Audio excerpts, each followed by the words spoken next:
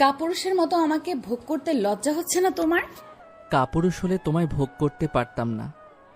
আমাকে ছেড়ে দাও আরিয়ান। তুমি কি সত্যি মুক্তি চাও? তোমার এই বন্দিশালা দম বন্ধ করে দিচ্ছে।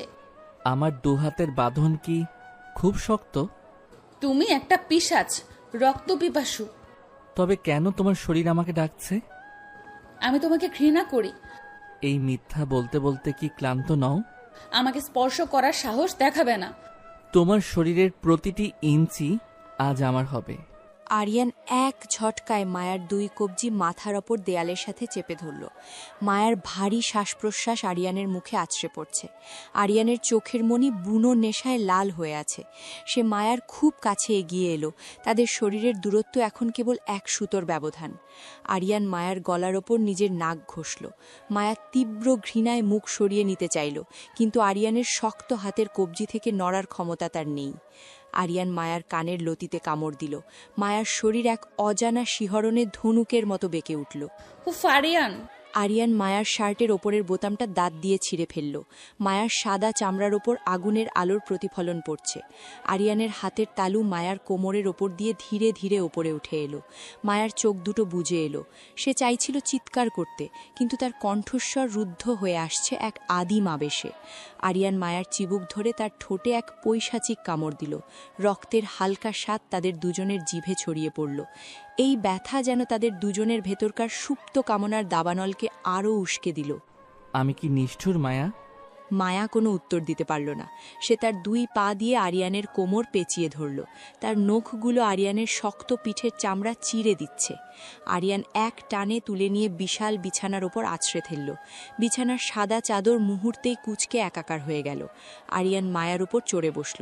তার হাতের আঙুলগুলো মায়ার উরুর ওপর দিয়ে এক বিপজ্জনক গতিতে চলতে লাগল। মায়া হাঁপাতে হাঁপাতে আরিয়ানের চুলের মুঠি ধরল। ঘৃণা আর প্রেমের এই দ্বন্দ্বে এখন কেবল শরীরী ভাষাই প্রধান হয়ে উঠেছে। তুমি আমাকে শেষ করে দিচ্ছ। আরিয়ান মায়ার ঘাড়ের নিচে মুখ ঢুকিয়ে দিল। তার প্রতিটি নিঃশ্বাস মায়ার শরীরে আগুনের হলকা দিচ্ছে। মায়ার তপ্ত শরীর আরিয়ানের সান্নিধ্যে এসে যেন গলে জল হয়ে যাচ্ছে। আরিয়ান মায়ার অন্তর্বাসের ফিতেটা এক হেঁচকায় ছিঁড়ে ফেলল। মায়ার উন্মুক্ত বুক আরিয়ানের প্রশস্ত বুকের সাথে মিলেমিশে একাকার হয়ে গেল। এই মিলন কোনো স্নিগ্ধ ভালোবাসার ছিল না। এ ছিল এক মাফিয়া ডনের তার শিকারকে সম্পূর্ণভাবে দখল করার উন্মাদনা। মায়া নিজের সবটুকু প্রতিরোধ হারিয়ে আরিয়ানের বাহুডোরে আত্মসমর্পণ করল। তুমি চিরকাল আমার বন্দিনী। মায়া আরিয়ানের ঠোঁটে নিজের ঠোঁট চেপে ধরল। সে বুঝতে পারল এই অন্ধকার রাজপ্রাসাদের বাইরে তার কোনো অস্তিত্ব নেই। আরিয়ানের এই নিষ্ঠুর ছোঁয়াই এখন তার বেঁচে থাকার একমাত্র রসদ। আরিয়ান মায়ার প্রতিটি ভাঁজে তার মালিকানার চিহ্ন রেখে যাচ্ছিল। মায়ার অস্ফুট গোঙানি আর ভারী নিঃশ্বাসের শব্দে ঘরটা এক নিষিদ্ধ গুহায় পরিণত হয়েছে। আরিয়ান মায়াকে দু হাতে জড়িয়ে ধরে তার ঘাড়ে গভীর এক চিহ্ন এঁকে দিল। মায়া যন্ত্রণায় ও সুখে চিৎকার করে উঠল। আরো জোরে আরিয়ান! আরিয়ান তার গতি বাগিয়ে দিল। জানালার ওপারে মেঘের গর্জন শোনা যাচ্ছে, কিন্তু ঘরের ভেতরে যে ঝড় বইছে তা বাইরের ঝড়ের চেয়েও অনেক বেশি ভয়ঙ্কর। আরিয়ান মায়ার দুই হাত বিছানার সাথে চেপে ধরে তাকে সম্পূর্ণভাবে নিজের আয়ত্তে নিয়ে এলো। মায়ার চোখ বেয়ে এক ফোঁটা জল গড়িয়ে পড়ল, কিন্তু সেই জল ছিল এক পরম তৃপ্তির। সে জানত কাল সকালে হয়তো সে আবার আরিয়ানকে ঘৃণা করবে, কিন্তু এই রাতে সে কেবল আরিয়ানের। এই শারীরিক ঘনিষ্ঠতা তাদের দুজনকে এমন এক জায়গায় নিয়ে গেছে যেখানে পৃথিবীর কোনো নিয়ম কাজ করে না। আমাকে কখনো ভুলবে না। মায়া আরিয়ানের পিঠে নিজের নখ বসিয়ে দিল। তার শরীর এখন আরিয়ানের ছন্দের সাথে একাত্ম হয়ে গেছে। আরিয়ান মায়ার কানে ফিসফিস করে নিজের অধিকারের কথাগুলো বলতে লাগল, যা মায়াকে আরও বেশি উত্তেজিত করে তুলছিল। তারা দুজন একে অপরের মাঝে হারিয়ে যাচ্ছিল। মাফিয়া দুনিয়ার এই রক্ত আর কামনার খেলায় আজ রাতে মায়া এক স্বেচ্ছায় আত্মাহুতি দেওয়া নারী, আর আরিয়ান এক ক্ষুধার্ত শিকারী। আমাকে এই জানালার পাশে দাঁড় করিয়েছ কেন? নিচের ওই লোকগুলোকে দেখতে পাচ্ছ? ওরা সবাই বন্দুক হাতে তোমার দিকে তাকিয়ে আছে। ওরা আমার দিকে নয়, ওরা তোমার শরীরের খাজ গুনছে। তুমি কি আমাকে ওদের সামনে অপমান করতে চাও? অপমান নয় মায়া, আমি ওদের দেখাতে চাই আমার সম্পত্তি কতটা দামি। তুমি একটা পিশাচ, নিজের লালসাকে সবার সামনে জাহির করছো। আমার লালসা যখন আগুনের মতো জ্বলে তখন দুনিয়া ছাই হয়ে যায়। তবে পুড়িয়ে দাও আমাকে, মুক্তি দাও এই লজ্জা থেকে। লজ্জা তো কেবল শুরু মায়া, শেষটা হবে তোমার চরম আর্তনাদে। আরিয়ান এক ঝটকায় মায়ার পাতলা সিল্কের নাইটিটা কাঁধ থেকে নিচে নামিয়ে দিল। জানালার কাঁচের ওপারে ভোরের আলো ফুটতে শুরু করেছে, আর সেই আবছা আলোয় মায়ার নগ্ন পিঠটা শ্বেত পাথরের মূর্তির মতো চকচক করছে। আরিয়ান পেছন থেকে মায়াকে জড়িয়ে ধরল। তার রুক্ষ হাত দুটো মায়ার তলপেট বেয়ে ধীরে ধীরে ওপরের দিকে উঠে এলো। মায়ার শরীর হিম হয়ে এলো ভয়ে, কিন্তু আরিয়ানের তপ্ত নিঃশ্বাস তার ঘাড়ে আছড়ে পড়তে এক আদিম শিহরণ তার শিরদাঁড়া বেয়ে নেমে গেল। আরিয়ান মায়ার গলার ঠিক নিচে নিজের দাঁত বসালো। মায়া যন্ত্রণায় সামনের কাঁচটা খামচে ধরল। তার হাতের নখের দাগ কাঁচের উপর স্পষ্ট হয়ে উঠল। নিচের প্রহরীরা তখনও কুচকাবাজ করছে, কিন্তু আরিয়ান তাদের তোয়াক্কা না করে মায়ার শরীরের প্রতিটি ভাঁজে নিজের আধিপত্য কায়েম করতে লাগল। বস, বিক্রম গেটের সামনে চলে এসেছে। দরজার ওপাশ থেকে আরিয়ানের ডান হাত এবং প্রধান সেক্রেটারি জাহিদের গম্ভীর কণ্ঠস্বর শোনা গেল। আরিয়ান থামল না। সে মায়ার উন্মুক্ত পিঠে নিজের ঠোঁট দিয়ে এক দীর্ঘ রেখা টানল। মায়ার হাঁপানির মতো দ্রুত নিঃশ্বাস কাঁচের ওপর বাষ্প তৈরি করছে। আরিয়ান মায়ার কোমর ধরে তাকে জানালার দিকে আরও জোরে চেপে ধরল। মায়ার বুক দুটো কাঁচের সাথে পিষে যাচ্ছে, যা তাকে এক অদ্ভুত যন্ত্রণাময় সুখ দিচ্ছিল। আরিয়ান এক হাত দিয়ে মায়ার চুল মুঠি করে ধরল এবং তার মুখটা ওপরের দিকে তুলল। আয়নায় প্রতিফলিত মায়ার বিধ্বস্ত চেহারা দেখে আরিয়ানের ঠোঁটে এক পৈশাচিক হাসি ফুটে উঠল। সে জাহিদের কথার উত্তর দিল না, বরং মায়ার উরুর সন্ধিস্থলে নিজের শক্ত আঙুলগুলো প্রবেশ করালো। জাহিদ, আসিফকে বলো বিক্রমকে হলরুমে বসাতে। আরিয়ান মায়ার কানে ফিসফিস করে বলল। মায়া তখন চেতনার শেষ প্রান্তে। সে আরিয়ানের আঙুলের জাদুতে অবশ হয়ে যাচ্ছে। আরিয়ান মায়াকে এক ঝটকায় ঘুরিয়ে নিজের দিকে নিল। মায়ার নাইটিটা এখন কোমরের নিচে ঝুলে আছে। আরিয়ান তার শার্টের বোতামগুলো খুলে ফেলল। তার প্রশস্ত লোমশ বুক মায়ার নরম স্তন দুটোর ওপর ঘষা খাচ্ছে। আরিয়ান মায়াকে দু হাতে তুলে জানালার প্যানেলের ওপর বসিয়ে দিল। মায়ার পা দুটো আরিয়ানের কোমরের চারপাশে পেঁচিয়ে গেল। এই উন্মুক্ত জানালার সামনে, যেখানে নিচে শত শত সশস্ত্র প্রহরী, সেখানে আরিয়ান মায়াকে গ্রাস করতে শুরু করল। তাদের শরীরের সংঘর্ষে জানালার কাঁচ থরথর করে কাঁপছিল। মায়া আরিয়ানের কাঁধে নিজের দাঁত বসালো চিৎকার আটকানোর জন্য। আরিয়ান, ওরা দেখে ফেলবে। আরিয়ান তার গতি কমালো না, বরং আরও হিংস্র হয়ে উঠল। সে মায়ার পিঠের নিচে হাত দিয়ে তাকে জানালার সাথে এমনভাবে চেপে ধরল যেন সে মায়াকে কাঁচ ভেদ করে বাইরে ফেলে দেবে।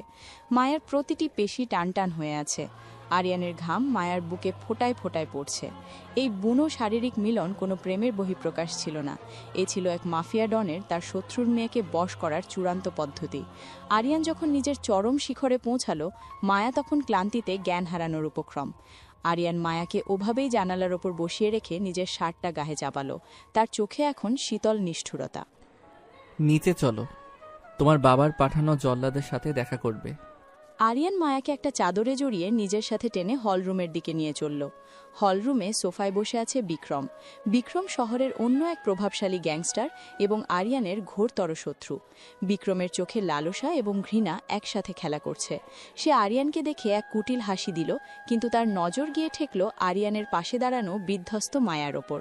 মায়ার গলার কালশিটে দাগ আর এলোমেলো চুল বিক্রমের বুঝতে বাকি রাখল না যে গত রাতে এখানে কি তাণ্ডব চলেছে। বিক্রম উঠে দাঁড়াল এবং তার হাতের চুরুটটা অ্যাশট্রেতে পিষে দিল। আরিয়ান, তুমি তো দেখি বেশ ভালোই আতিথেয়তা করছো মেয়েটার। বিক্রম, অন্যের সম্পত্তিতে নজর দেওয়া তোমার পুরনো অভ্যাস। সম্পত্তি? ওর বাবা তো ওকে ফিরিয়ে নিতে আমাকে পাঠিয়েছে। যে জিনিস একবার আমার বিছানায় আসে তার ফিরে যায় না। মেয়েটার গায়ের দাগগুলো বলেছে তুমি বড্ড বেশি নিষ্ঠুর হয়ে গেছো। বিক্রম মায়ার দিকে এক কদম এগিয়ে এলো। মায়া ভয়ে আরিয়ানের পেছনে লুকানোর চেষ্টা করল। আরিয়ান এক ঝটকায় তার কোমর থেকে রিভলভারটা বের করে বিক্রমের কপালে ঠেকালো। জাহিদ এবং বিক্রমের দেহরক্ষীরাও মুহূর্তের মধ্যে অস্ত্র উঁচিয়ে ধরল। পুরো হলরুমে এক থমথমে উত্তেজনা। মায়ার বুক দুরু দুরু কাঁপছে। সে বুঝতে পারছে সে এখন এক ভয়ঙ্কর রাজনৈতিক দাবার গুটি। আরিয়ান বিক্রমের চোখের দিকে তাকিয়ে রিভলভারের সেফটি ক্যাচটা নামালো। তার আঙুল ট্রিগারের ওপর স্থির। আর এক কদম এগোলে তোমার মগজ এই দেয়ালে লেপটে দেব। বিক্রম হাসল, কিন্তু সেই হাসিতে ভয় ছিল। সে জানত আরিয়ান যা বলে তা করে। সে ধীরে ধীরে নিজের হাত দুটো ওপরে তুলল। আরিয়ান মায়াকে এক হাতে নিজের কাছে টেনে নিল এবং তার ঘাড়ে এক কামড় দিল সবার সামনে। মায়া যন্ত্রণায় কুকলে উঠল। আরিয়ান বিক্রমকে বুঝিয়ে দিল মায়ার ওপর কেবল তারই অধিকার। এই শারীরিক অপমান বিক্রমের সহ্য হচ্ছিল না, কিন্তু সে নিরুপায়। আরিয়ান জাহিদকে ইশারা করল। জাহিদ এগিয়ে এসে বিক্রমের পকেটে একটা খাম গুজে দিল। তোমার মালিককে গিয়ে বলো মায়ার বদলে এই শহরটা আমার চাই। বিক্রম খামটা নিয়ে আরিয়ানের দিকে এক বিষাক্ত নজর দিয়ে ঘর থেকে বেরিয়ে গেল। হলরুম আবার শান্ত হয়ে এলো। আরিয়ান রিভলভারটা পাশে রাখল এবং মায়ার দিকে ঘুরল। মায়া তখন মেঝেতে বসে ফুপিয়ে কাঁদছে। আরিয়ান তার চুলের মুঠি ধরে তাকে টেনে তুলল। তার চোখে এখন আর কোনো কামনার লেশ নেই, আছে কেবল এক ঠান্ডা জিঘাংসা। সে মায়াকে হিড়হিড় করে টেনে আবার নিজের বেডরুমের দিকে নিয়ে চলল। মায়া বাধা দেওয়ার চেষ্টা করল, কিন্তু আরিয়ানের শক্তির কাছে সে কিছুই না। তুমি আমাকে বিক্রি করে দিলে আরিয়ান। আরিয়ান মায়াকে বিছানায় ছুঁড়ে ফেলে দিল। সে নিজে মায়ার ওপর উপুর হয়ে পড়ল। মায়ার দুই হাত মাথার ওপর চেপে ধরে সে তার কানের কাছে মুখ নিয়ে এলো। আরিয়ানের গলার স্বর এখন বরফের মতো শীতল। সে মায়ার ঠোঁটে নিজের বুড়ো আঙ্গুল দিয়ে চাপ দিল, যতক্ষণ না সেখান থেকে রক্ত বের হয়। মায়া যন্ত্রণায় চোখ বন্ধ করে ফেলল। আরিয়ান মায়ার কানে ফিসফিস করে এমন এক গোপন কথা বলল, যা শুনে মায়ার রক্ত হিম হয়ে গেল। সে বুঝতে পারল আরিয়ানের ভালোবাসা আর ঘৃণা দুটোই মরণ ভাঁদ। তোমাকে বিক্রি নয় মায়া, তোমাকে ব্যবহার করে আমি পুরো দুনিয়া কিনব। আরিয়ান আবার মায়ার পোশাকে হাত দিল। এবারের মিলন ছিল আরও বেশি অন্ধকারময় এবং যন্ত্রণাদায়ক। মায়া বুঝতে পারল সে এখন আরিয়ানের কেবল শয্যা সঙ্গিনী নয়, সে আরিয়ানের যুদ্ধের সবচেয়ে বড় হাতিয়ার। আরিয়ানের প্রতিটি ধাক্কায় মায়া নিজের অস্তিত্ব বিলীন হতে দেখছিল। জাহিদ দরজার ওপারে দাঁড়িয়ে পাহারা দিচ্ছিল, আর ঘরের ভেতরে চলছিল এক নিষ্পাপ আত্মার তিল তিল করে ধ্বংস হওয়ার শব্দ। আরিয়ান মায়ার শরীরে নিজের নাম লিখে দিচ্ছিল নখ দিয়ে, যেন নরকের আগুনেও মায়া কেবল আরিয়ানেরই থাকে।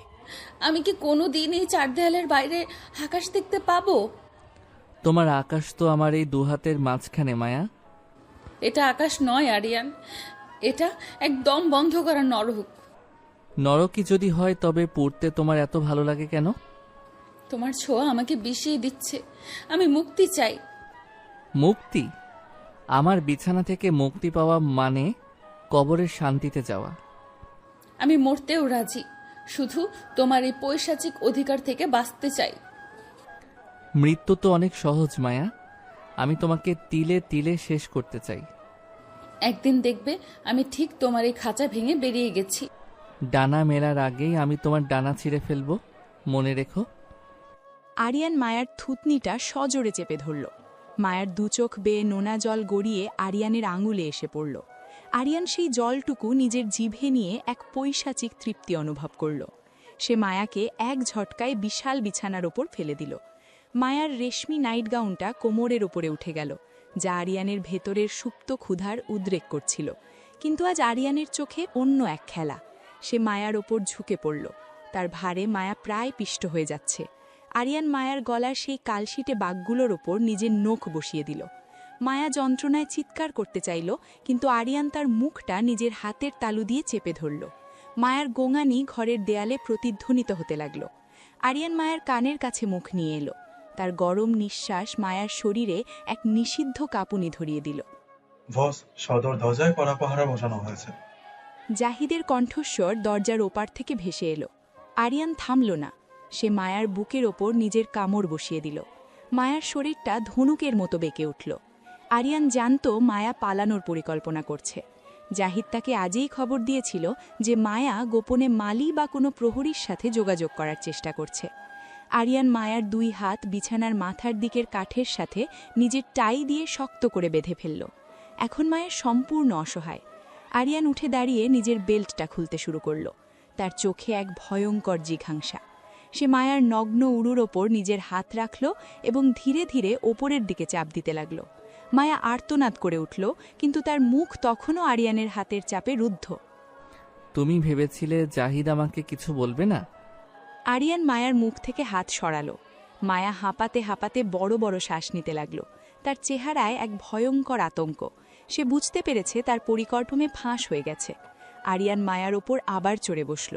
এবারের মিলন ছিল এক দণ্ড প্রদানের মতো। আরিয়ান মায়ার শরীরে নিজের পুরুষত্বের সবটুকু ক্রোধ ঠেলে দিচ্ছিল। মায়ার পিঠ বিছানার চাদরে ঘষা লেগে ছাল উঠে যাচ্ছে, কিন্তু আরিয়ানের কোনো মায়া নেই। সে মায়ার চুলে হাত দিয়ে তার মাথাটা পেছনের দিকে টেনে ধরল। মায়ার চোখ দিয়ে অঝরে জল পড়ছে। সে আরিয়ানের এই বুনো আসক্তি সহ্য করতে পারছিল না। আরিয়ান মায়ার কানে ফিসফিস করে বলল যে সে তাকে এমন এক জায়গায় পাঠাবে যেখান থেকে পালানোর কথা সে স্বপ্নেও ভাববে না। আমাকে মেরে ফেলো আরিয়ান, তবু এই অপমান করো না। আরিয়ান এক অট্টহাসি দিল। সে মায়ার বাঁধন খুলে দিল এবং তাকে ঘরের এক কোণে থাকা শাওয়ারের নিচে নিয়ে গেল। ঠান্ডা জলের নিচে মায়ার তপ্ত শরীরটা শিউরে উঠল। আরিয়ান মায়াকে দেয়ালের সাথে চেপে ধরে আবার তাকে গ্রাস করতে শুরু করল। জলের ঝাপটা আর তাদের শরীরের ঘর্ষণ এক অদ্ভুত শব্দ তৈরি করছিল। আরিয়ান মায়া নিতম্বের উপর নিজের হাতের ছাপ বসিয়ে দিচ্ছিল। মায়া বুঝতে পারল পালানোর এটাই শেষ সুযোগ। সে শাওয়ারের পাশে রাখা এক ভারী কাচের শ্যাম্পুর বোতলটা হাতের কাছে পেল। আরিয়ান যখন মায়ার ঘাড়ে মুখ ডুবিয়ে গভীর এক চিহ্ন আঁকতে ব্যস্ত, মায়া সর্বশক্তি দিয়ে বোতলটা আরিয়ানের মাথায় আঘাত করল। বোতলটা চুরমার হয়ে গেল এবং আরিয়ানের মাথা দিয়ে রক্ত গড়িয়ে পড়তে লাগল। তুমি এই সাহস করলে? আরিয়ান টালমাটাল হয়ে মায়াকে ছেড়ে দিল। তার চোখে রক্ত আর ক্রোধের মিশেল। মায়া এক মুহূর্ত দেরি না করে বাথরুম থেকে বেরিয়ে এলো এবং আরিয়ানের ফেলে রাখা সিল্কের গাউনটা গায়ে জড়িয়ে জানালার দিকে দৌড় দিল। এই ঘরটা দ্বিতীয় তলায়, নিচে এক বিশাল বাগান। মায়া জানত নিচে নামলে প্রহরীরা তাকে ধরে ফেলবে। সে পেছনের বারান্দার দিকে দৌড় দিল, যা সরাসরি জঙ্গলের দিকে মিশেছে। পেছনে আরিয়ানের হুঙ্কার শোনা যাচ্ছে। আরিয়ান নিজের মাথা চেপে ধরে দরজার দিকে চিৎকার করে জাহিদকে ডাকল। মায়া ততক্ষণে বারান্দার রেলিং টোপকে নিচে ঝুলে পড়েছে। তার হাত কাঁপছে, পায়ের তলায় কোনো মাটি নেই। সে নিচে এক ঝোপের ওপর লাফিয়ে পড়ল। গায়ের চামড়া ছড়ে রক্ত বের হতে লাগল, কিন্তু মুক্তির নেশা তাকে ব্যথার কথা ভুলিয়ে দিল। মায়া পালিয়ে যাচ্ছে, পিছনে ধাওয়া করো। জাহিদের নির্দেশে প্রহরীরা কুচকাওয়াজ শুরু করল। সার্চলাইটের আলো সারা বাগান ছসে বেড়াচ্ছে। মায়া ঝোপের আড়ালে লুকিয়ে নিজের নিঃশ্বাস চেপে রাখল। তার হৃৎপিণ্ড তখন ট্রেনের ইঞ্জিনের মতো ধকধক করছে। সে দেখল আরিয়ান বারান্দায় দাঁড়িয়ে আছে। তার মাথায় সাদা ব্যান্ডেজ দিয়ে রক্ত চুইয়ে পড়ছে। আরিয়ানের হাতে তার প্রিয় গোল্ডেন রিভলভার। সে অন্ধকারের দিকে লক্ষ্যহীনভাবে এক রাউন্ড গুলি ছুড়ল। গুলির শব্দে বনের পাখিরা কিচিরমিচির করে ডেকে উঠল। মায়া গুটি গুটি পায়ে জঙ্গলের ভিতরের সরু পথ দিয়ে দৌড়াতে শুরু করল। কাটাঝোপ তার শরীরকে ক্ষতবিক্ষত করে দিচ্ছিল, কিন্তু সে জানত ধরা পড়লে আরিয়ান তাকে জ্যান্ত পুড়িয়ে মারবে। খোদা, আমাকে পথ দেখাও। মায়া জঙ্গলের একটা পুরনো পরিত্যক্ত মন্দিরের কাছে এসে থামল। তার পা থেকে রক্ত ঝরছে, সিল্কের গাউনটা জায়গায় জায়গায় ছিঁড়ে গেছে। সে হঠাৎ অনুভব করল তার পেছনে কেউ দাঁড়িয়ে আছে। সে ভয়ে চিৎকার করতে চাইল, কিন্তু এক শক্ত হাত তার মুখ চেপে ধরল। মায়া দেখল এটা বিক্রমের এক অনুচর। বিক্রম আগে থেকেই বনের বাইরে ওত পেটেছিল। সে জানত মায়া আজ না হয় কাল পালানোর চেষ্টা করবেই। বিক্রম আড়াল থেকে বেরিয়ে এলো, তার চোখে এক কুটিল লালসা। সে মায়ার শরীরের বিধ্বস্ত দশা দেখে এক বিদ্রূপের হাসি দিল। সে মায়ার খুব কাছে এগিয়ে এলো এবং তার চুলের ঘ্রাণ নিতে লাগল। আরিয়ানের খাঁচা থেকে পালিয়ে আমার জালের ভিতর চলে এলে মায়া। মায়া দুদিকে মাথা নাড়ল। সে এক রাক্ষসের হাত থেকে বাঁচতে গিয়ে আরেক পিশাচের হাতে পড়েছে। বিক্রম মায়ার গাউনটা একটানে সরিয়ে দিল। মায়ার নগ্ন শরীরের উপর আরিয়ানের দেওয়া কামড়ের দাগগুলো দেখে বিক্রমের কামনার আগুন দাউ দাউ করে জ্বলে উঠল। সে মায়াকে মন্দিরের দেয়ালের সাথে চেপে ধরল। মায়া চিৎকার করার চেষ্টা করল, কিন্তু বিক্রম তার মুখে এক কাপড় গুজে দিল। ঠিক সেই মুহূর্তে জঙ্গলের দিক থেকে এক ভারী বুটের শব্দ শোনা গেল। আরিয়ান নিজের হাতে টর্চ নিয়ে প্রহরীদের সাথে এগিয়ে আসছে। তার চোখে খুনের নেশা। সে মায়ার গন্ধ যেন বাতাস থেকেই শুকে নিতে পারছে। মায়া, আমি জানি তুমি এখানেই আছো, বেরিয়ে এসো। আরিয়ানের কণ্ঠস্বর শুনে বিক্রম সতর্ক হয়ে গেল। সে মায়াকে আড়ালে নিয়ে যাওয়ার চেষ্টা করল, কিন্তু মায়া এক ঝটকায় নিজেকে ছাড়িয়ে নিয়ে চিৎকার দিল।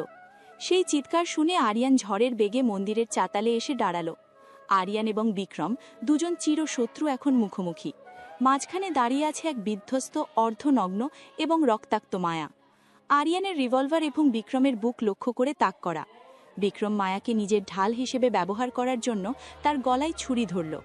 মায়ার গলা দিয়ে রক্তের এক চিকন রেখা বেরিয়ে এলো। আরিয়ানের চোখ এখন লাল হয়ে গেছে। সে মায়ার দিকে তাকালো। মায়ার চোখে তখন মৃত্যু ভয় আর আরিয়ানের প্রতি এক অদ্ভুত টান। ওকে ছেড়ে দাও বিক্রম, না হলে আজ কেউ বাঁচবে না। আরিয়ান ধীরে ধীরে এগোতে লাগলো। বিক্রম ঘাবড়ে গিয়ে পেছাকে লাগলো। হঠাৎ আরিয়ান বিদ্যুৎ বেগে গুলি ছুড়ল। গুলিটা বিক্রমের হাতে লাগল এবং ছুরিটা মেঝেতে পড়ে গেল। আরিয়ান বাঘের মতো ঝাঁপিয়ে পড়ে বিক্রমকে মারতে শুরু করল। তার প্রতিটি ঘুষিতে বিক্রমের হাড় ভাঙার শব্দ পাওয়া যাচ্ছিল। জাহিদ এবং বাকিরা এসে বিক্রমের লোকদের ঘিরে ফেলল। আরিয়ান বিক্রমকে আধমরা করে ফেলে দিয়ে মায়ার দিকে ফিরল। সে মায়াকে এক ঝটকায় নিজের পাজাকোলে তুলে নিল। মায়া তখন ক্লান্তিতে এলিয়ে পড়েছে।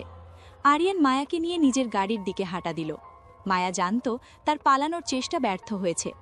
আরিয়ানের বাহু ধরে সে আবার ফিরে যাচ্ছে সেই নরকে, যেখানে মুক্তি নেই, আছে শুধু আদিম আসক্তি।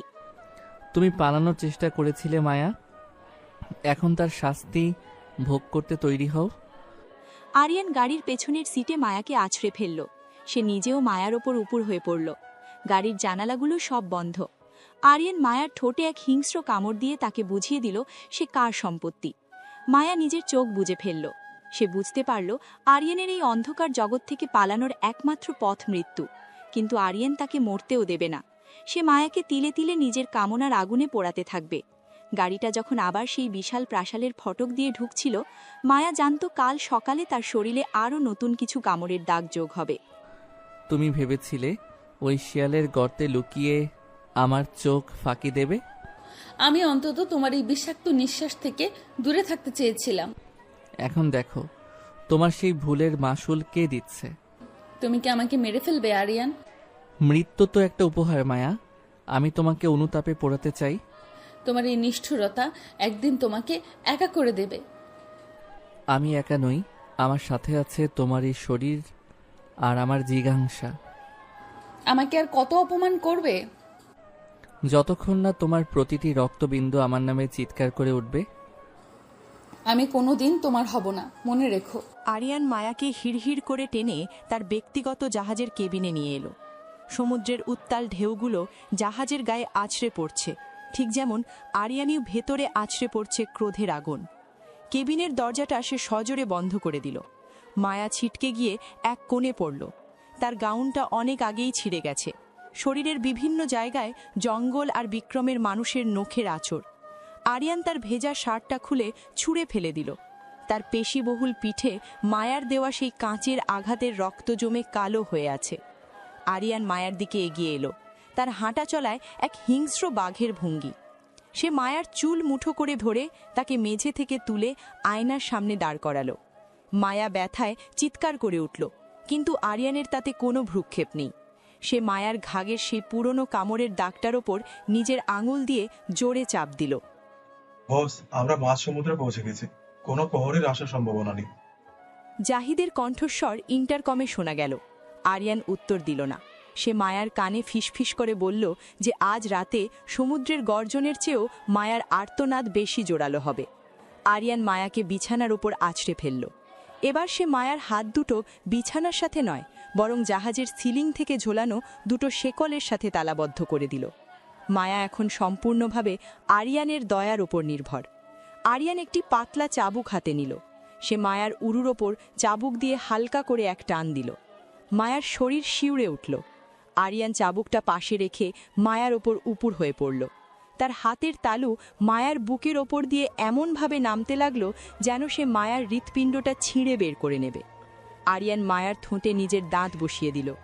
এবার কোনো আবেগ ছিল না, ছিল কেবল এক পৈশাচিক অধিকার বোধ। পালানোর মজা কেমন লাগছে মায়া? আরিয়ান মায়ার পেটের ওপর নিজের নখ দিয়ে লম্বা এক আঁচড় কাটল। মায়া যন্ত্রণায় ছটফট করছে, কিন্তু শেকলের টানে সে নড়তে পারছে না। আরিয়ান মায়ার দুই পায়ের মাঝখানে নিজের হাঁটু দিয়ে চাপ দিল।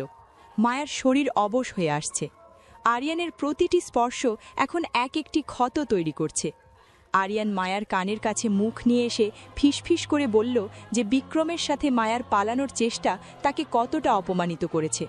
সে মায়ার গলার নিচে নিজের মুখ ডুবিয়ে দিল।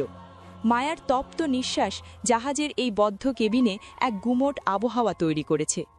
আরিয়ান মায়ার নিম্নাংশের পোশাকটা এক টানে ছিঁড়ে ফেলল। মায়ার নগ্ন শরীর এখন আরিয়ানের তৃষ্ণার্ত চোখের সামনে। আরিয়ান মায়ার উরুর গভীরে নিজের দাঁত বসালো। মায়া অস্ফুট স্বরে গোঙাতে লাগল। তার চোখ দিয়ে নোনা জল গড়িয়ে বিছানা ভিজিয়ে দিচ্ছে। আরিয়ান প্লিজ, আমি আর পারছি না। মায়ার দুর্বল আকুতি আরিয়ানের কানে পৌঁছালো না। সে মায়ার উপর নিজের সবটুকু ভার ছেড়ে দিয়ে তাকে পিষতে শুরু করলো। এবারের মিলন ছিল এক আদিম দাঙ্গার মতো। আরিয়ান মায়ার শরীরে নিজের পুরুষত্বের সবটুকু আস্ফালন দেখিয়ে দিচ্ছিল। জাহাজের দুলনির সাথে তাল মিলিয়ে আরিয়ানের গতি বাড়তে লাগল। মায়ার হাত দুটো শেকলের টানে লাল হয়ে ফুলে গেছে। সে চাইছিল জ্ঞান হারিয়ে এই যন্ত্রণা থেকে মুক্তি পেতে, কিন্তু আরিয়ান তাকে বারবার সজাগ করে তুলছিল তার নিষ্ঠুর ছোঁয়ায়। আরিয়ান মায়ার চুলে হাত দিয়ে তার মাথাটা পেছনের দিকে টেনে ধরল এবং তার ঠোঁটে এক দীর্ঘ রক্তাক্ত চুমু খেল। মায়ার মুখ দিয়ে রক্তের লোনা স্বাদ আরিয়ানের গলায় চলে গেল। আরিয়ান মায়ার কপালে নিজের কপাল ঠেকিয়ে এক ভয়ঙ্কর হাসি হাসল। সে জানত মায়া এখন কেবল তার এক মাংসের পুতুল ছাড়া আর কিছু নয়। তুমি আমার অবাধ্য হয়েছ মায়া, তাই এই নরক তোমার পাওনা। আরিয়ান মায়ার শেকলগুলো খুলে দিল। মায়া বিধ্বস্ত হয়ে বিছানায় পড়ে রইল। সে নড়াচড়া করার মতো অবস্থায় নেই। আরিয়ান কেবিনের বারান্দায় গিয়ে দাঁড়াল। বাইরের সমুদ্র এখন শান্ত, কিন্তু আরিয়ানের চোখ এখনো জ্বলছে। সে জাহিদকে ইশারা করল। জাহিদ ঘরে ঢুকে মায়ার দিকে তাকালো। তার চোখে কোনো দয়া নেই। জাহিদ মায়ার পাশে একটি ইঞ্জেকশন রাখল। আরিয়ান ভেতরে ফিরে এলো এবং মায়ার বাহুতে সেই ইঞ্জেকশনটা পুশ করল। মায়ার শরীর মুহূর্তের মধ্যে অবশ হয়ে এলো, কিন্তু তার চেতনা এখনো সজাগ। আরিয়ান মায়াকে কোলে তুলে নিল এবং জাহাজের ডেকে নিয়ে এলো। চাঁদের আলোয় মায়ার ফ্যাকাশে শরীরটা মরণাপন্ন কোনো মূর্তির মতো দেখাচ্ছে। আরিয়ান মায়াকে জাহাজের রেলিংয়ের উপর বসালো। নিচে অতল সমুদ্রের অন্ধকার জলরাশি। আমাকে কি জলে ফেলে দেবে? মায়ার কণ্ঠস্বর একদম ক্ষীণ। আরিয়ান মায়ার কোমরে হাত দিয়ে তাকে আগলে রাখল। সে মায়ার চোখের দিকে তাকালো। আরিয়ানের চোখে এখন এক অদ্ভুত উন্মাদনা। সে মায়ার ঠোঁটে আলতো করে এক চুমু খেল, যা আগের চেয়েও বেশি ভয়ঙ্কর। আরিয়ান মায়াকে নিজের বুকের সাথে শক্ত করে চেপে ধরল। সে মায়ার কানে বলল যে এই সমুদ্রের মাঝে তারা দুজন একা, এখানে কেউ তাকে বাঁচাতে আসবে না। আরিয়ান মায়াকে ওভাবেই আগলে রেখে নিচে সমুদ্রের দিকে ঝুঁকে পড়ল। মায়া ভয়ে আরিয়ানকে জাপটে ধরল। আরিয়ান এক পৈশাচিক অট্টহাসি দিয়ে মায়াকে আবার ডেকে ফিরিয়ে আনল। সে মায়াকে মেঝেতে শুইয়ে দিল এবং তার ওপর আবার ঝাঁপিয়ে পড়ল। এবার খোলা আকাশের নিচে মাঝ সমুদ্রে আরিয়ান মায়াকে নিজের কামনার আগুনে ছাই করে দিতে চাইল। সমুদ্র সাক্ষী থাক, তুমি কেবল আমার। আরিয়ান মায়ার শরীরে নিজের আধিপত্যের চরম সীমা ছাড়িয়ে গেল। মায়ার নখ আরিয়ানের পিঠে আঁচড় কাটছে, কিন্তু আরিয়ান যেন এক ঘোরের মধ্যে আছে। সে মায়ার প্রতিটি ইঞ্চিতে নিজের অস্তিত্ব গেঁথে দিচ্ছিল। মায়া বুঝতে পারল তার পালানোর চেষ্টা তাকে আরও বেশি করে আরিয়ানের কাছে বন্দি করে ফেলেছে। সে আরিয়ানের এই বুনো আসক্তির কাছে হার মেনে নিল। মায়ার গোঙানি সমুদ্রের ঢেউয়ের শব্দের সাথে মিশে একাকার হয়ে গেল। আরিয়ান যখন নিজের চরম শিখরে পৌঁছালো, সে মায়ার নাম ধরে চিৎকার করে উঠল। মায়া তখন আরিয়ানের বাহু ধরে প্রায় অচেতন। আরিয়ান মায়াকে চাদরে জড়িয়ে আবার কেবিনের দিকে নিয়ে চলল। সে জানত কাল সকালে মায়া যখন জেগে উঠবে, সে নিজেকে এক নতুন খাঁচায় আবিষ্কার করবে, যা থেকে মুক্তি পাওয়া অসম্ভব।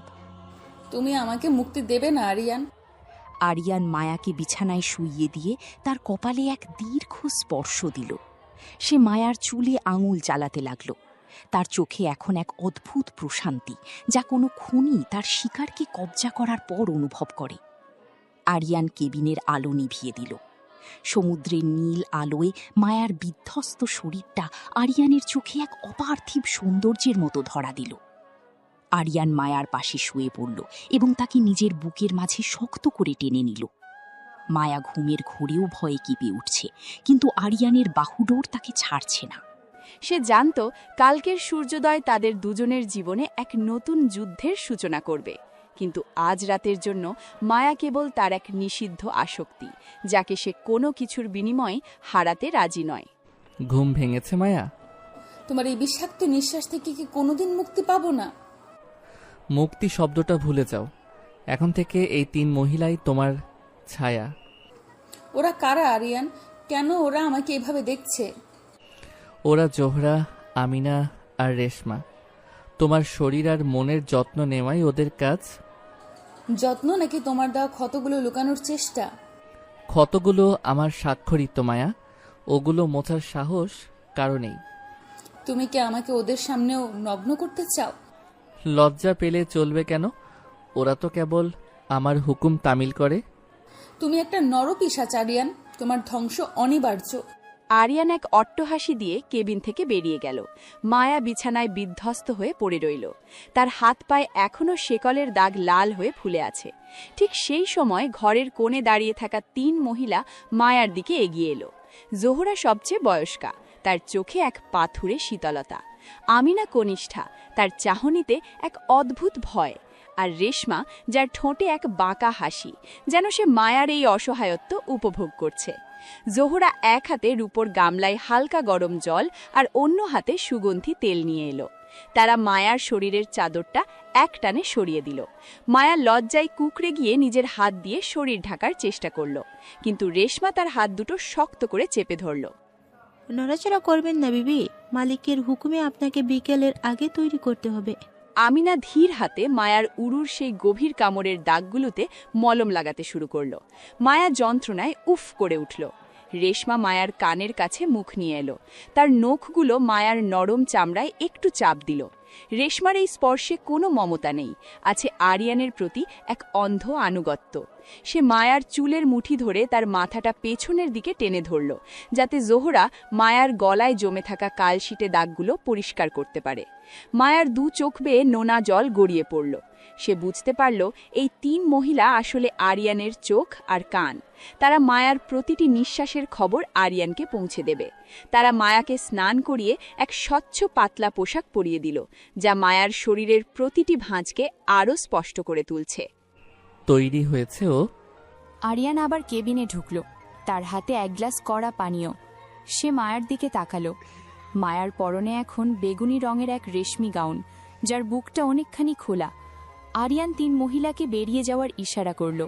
তারা মাথা নিচু করে ঘর থেকে বেরিয়ে গেল, কিন্তু যাওয়ার আগে রেশমা আরিয়ানের দিকে এক কামুক দৃষ্টি দিল। আরিয়ান মায়ার খুব কাছে এগিয়ে এলো।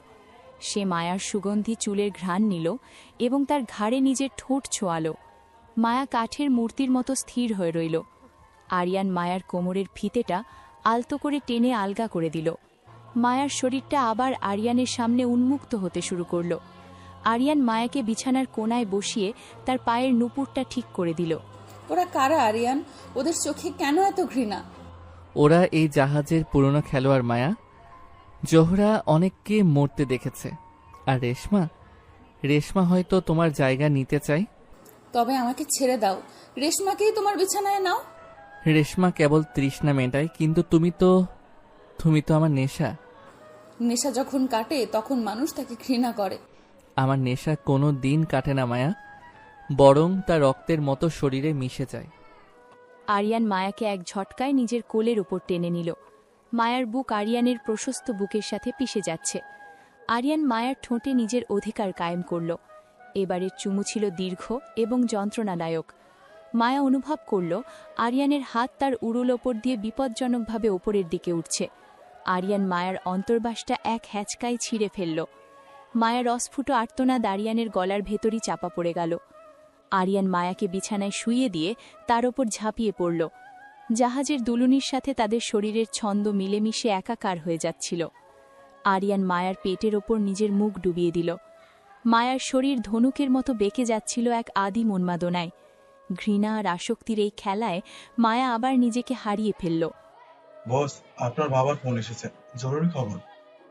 ইন্টারকমে জাহিদের কণ্ঠস্বর শুনে আরিয়ান ক্ষিপ্ত হয়ে উঠল। সে মায়ার উপর থেকে সরে এলো, কিন্তু তার চোখ তখনও কামনায় লাল। সে মায়ার চুলে হাত দিয়ে তার মাথাটা পেছনের দিকে টেনে ধরল এবং তার কপালে এক কামড় দিল। মায়া যন্ত্রণায় চোখ বুজে ফেলল। আরিয়ান ঘর থেকে বেরিয়ে গেল। মায়া একা অন্ধকার কেবিনে হাঁপাতে লাগল। ঠিক সেই সময় রেশমা গোপনে ঘরে ঢুকল। তার হাতে এক গ্লাস শরবত। সে মায়ার পাশে বসল এবং তার গায়ে চাদরটা টেনে দিল। রেশমার চোখে এক অদ্ভুত চপলতা। সে মায়ার কানের কাছে মুখ নিয়ে এলো। মায়া বুঝতে পারল রেশমা আরিয়ানের বিশ্বস্ত হলেও তার মনে অন্য কোনো মতলব আছে। মালিক অনেক নিষ্ঠুর, তাই না? মায়া কোনো উত্তর দিল না। সে কেবল রেশমার দিকে তাকিয়ে রইল। রেশমা মায়ার উরুর সেই দাগগুলোর ওপর হাত বোলাতে লাগল। মায়া অস্বস্তি বোধ করল এবং সরে যেতে চাইল। রেশমা মায়ার হাতটা শক্ত করে ধরল। তার স্পর্শে এক বাজে কামনার আভাস পাচ্ছিল মায়া। রেশমা মায়ার ঠোঁটের ওপর নিজের বুড়ো আঙুল চালালো। সে মায়ার কানের কাছে ফিসফিস করে বলল যে আরিয়ান মায়ার বাবাকে মারার পরিকল্পনা করছে। মায়ার রক্ত হিম হয়ে এলো। সে রেশমার কথা বিশ্বাস করবে কিনা বুঝতে পারছিল না। রেশমা মায়াকে আরও কাছে টেনে নিল এবং তার ঘাড়ে এক কামড় দিল। মায়া চিৎকার দিতে চাইল, কিন্তু রেশমা তার মুখ চেপে ধরল। চুপ থাকো, আরিয়ান ফিরে এলে আমাদের দুজনকেই খতম করে দিবে। রেশমা মায়ার গালটা আলতো করে টিপে দিল এবং ঘর থেকে দ্রুত বেরিয়ে গেল। মায়া হতভম্ব হয়ে বসে রইল। সে বুঝতে পারল সে এখন কেবল আরিয়ানের লালসার শিকার নয়, বরং জাহাজের এই 3 মহিলার চক্রান্তের মাঝেও পড়ে গেছে। আরিয়ান ফিরে এলো কিছু সময় পর। তার মুখে এক কুটিল হাসি। সে মায়ার দিকে তাকিয়ে এক বিচিত্র দৃষ্টি দিল। আরিয়ান মায়ার উপর আবার চড়ে বসল। এবার সে মায়ার শরীরে নিজের পুরুষত্বের সবটুকু ক্রোধ ঢেলে দিচ্ছিল। মায়ার পিঠ বিছানার চাদরে ঘষা লেগে ছাল উঠে যাচ্ছে, কিন্তু আরিয়ানের কোনো দয়া নেই। সে মায়ার চুলে হাত দিয়ে তার মাথাটা পেছনের দিকে টেনে ধরল। মায়ার চোখ দিয়ে অঝরে জল পড়ছিল। তোমার বাবা আজ রাতে শেষ হয়ে যাবে মায়া। আরিয়ান মায়ার কানের কাছেই ভয়ঙ্কর সংবাদটা দিল। মায়া চিৎকার করে কেঁদে উঠল।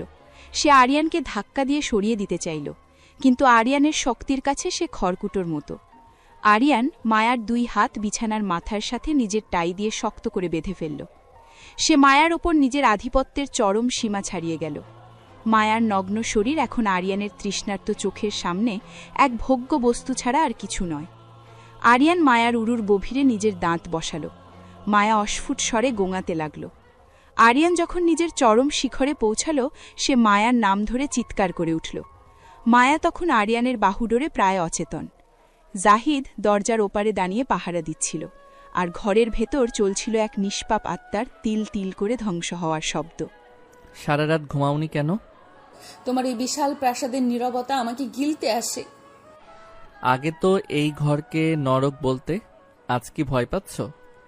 নরককে ভয় পাই না, ভয় পাই তোমার এই রক্ত মাখা হাত দুটোকে।